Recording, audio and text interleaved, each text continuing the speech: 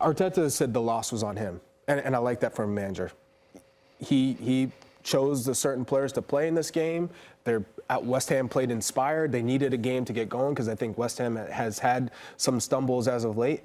But for Arsenal, not too much is made of this loss. They're going back in the locker room like, okay, we still got Champions League, we still got the Premier League, we still got FA Cup.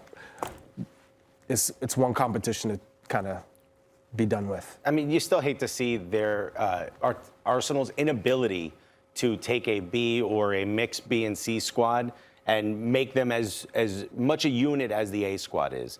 So I think to Arteta's management style, it's supposed to be plug and play.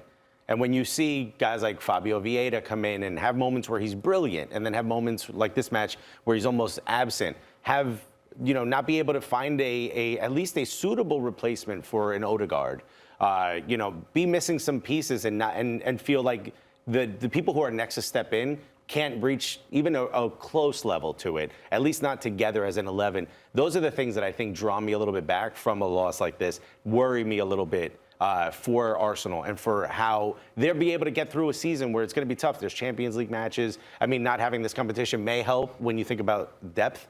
But you look at things like Emil Smith-Rowe being injured again. It's just that depth is going to continue to be tested, and that's something that I don't think has been resolved at Arsenal. That was the question last year when they were balancing Europa League, when they were strong contenders for the Europa League, and it's like at one point they're not going to be able to field an alternative team in the Europa League. It's going to get too difficult. So you're going to have to play your first team there, and you're going to have to play your first team in the Prem because there's not enough depth to compete. And lo and behold, they were so focused on the Prem. They slipped for sure, but again, it goes to show you that over two competitions, and one in which they were the favorites, they didn't have enough depth, and I think that continues to be the question. But those questions won't be answered until much further into the season when Arsenal, again, are on the cusp. Can they make this push for the Prem? Depends how deep they are in Champions League also.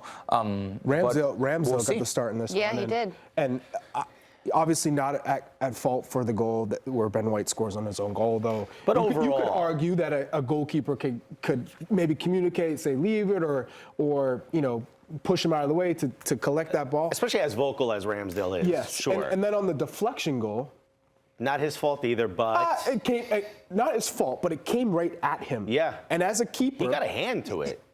Exactly. And you should have been able to stop that. You should have been able to parry that away. And that's my point. I think it showed how low his confidence is at the moment. So, is it a confidence issue? Because confidence and sharpness, yes. Sharpness for sure. I think that was evident. But when you look at that, now the fact that, Arteta is talking about wanting to be able to, he said he was a coward last season. It's literally at him. Yeah. It's literally at him. It's a slight deflection, but it's at him. You're a keeper. This is all you do in training is work on these deflected passes and shots and see how you react. And he bats it down into his own goal. Yeah, so he for hits me, it with his upper arm, that just shows a keeper who is lacking confidence and sharpness because they go hand in hand. And Ramsdale was the starting keeper in a team that finished second in the Premier League who pushed Man City all the way to the brink. But remember, Arteta last season he felt like a coward because he didn't sub the goalkeeper in one moment. He never revealed at what moment that was. Yeah, and Matt Turner was like, yeah, he's like, I also think you're a coward, dude. But he's like, yeah, agree, dude. But when you look at that, now what he's trying to do and trying to feel like there should be competition at every position, especially in goalkeeper, playing with Raya instead of Ramsdale, putting Ramsdale in other competitions. Do you think that's hurt both of them, both Raya and Ramsdale? Yes, I do. Goalkeepers are different than field players. Field players, especially, let's say, a striker, you're the top guy, and they bring in another striker. You know in the back of your mind, if you don't score, you're off. And that's part of the job. You got to score, you got to produce, you got to create. Some players, like a Wayne Rooney, for instance, I remember with Sir Alex Ferguson, there was about a stretch of 10 games without a goal. Guess who was still starting up top every game? Because they're difference makers, and they still add value even if they're not scoring.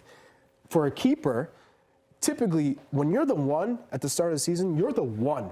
There's no second chance for a backup. Going to die on that hill with David Raya because that was his decision at the end of the day. He brought him in. He sees something in David Raya, and it But would be an even David admission of your Raya own feels- mistake if you would move it. Right. It puts more pressure on David Raya to perform, given how English football is. An English goalkeeper is out. You bring in David Raya, and now the pressure on David Raya to perform has happened. A perfect example, Alisson.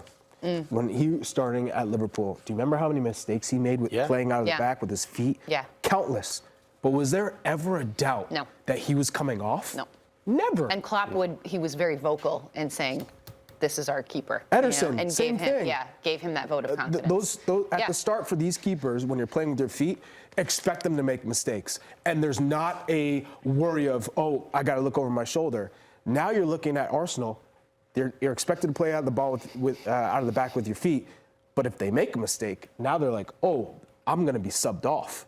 And you can see it in the way that they play. Yeah. It's tough, especially when the guy on the bench is like, he was great for us last season. Put him in. Hey, Liverpool.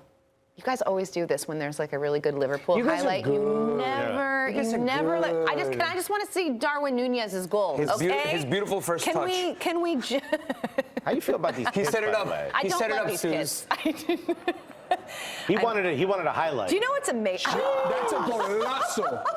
So Guess what? good. Top 10? But Golazo, it's in the top Do you know 3. what is wild to me about Darwin Nunez, though? Like, he can score a goal like that, but then he literally has a sitter in front of the net where he does all the hard work and hits the post. Like, you know it's remarkable. But that is a beautiful, sublime goal. And he has been scoring goals in every single game, and that is a really, really good sign. I think we are starting to see Darwin Nunez unleashed. His comfortability it's evident now. No, but the thing about a player like Darwin Nunez is if he misses those chances that you talk about, the fluffed in front of goal, but scores something like that, you have seen how good he can be.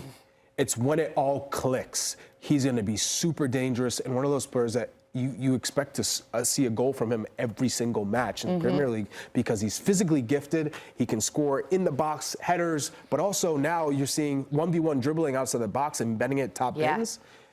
He could be a top striker as long as once he puts it all together. Exciting times. He scored 4 goals in his last 5 games for club and country. So it's a good sign for Liverpool. I'm feeling good. Nico is hating on him. Feeling good. Me? What, do I look like Before we Nigel go to Coker? break, the draw for the quarterfinal was last night. Here are the matchups that we have to look forward to. Liverpool, West Ham, that's going to be fun. Chelsea, Newcastle. Ooh. Bring it on. These games will be on ESPN Plus later in December.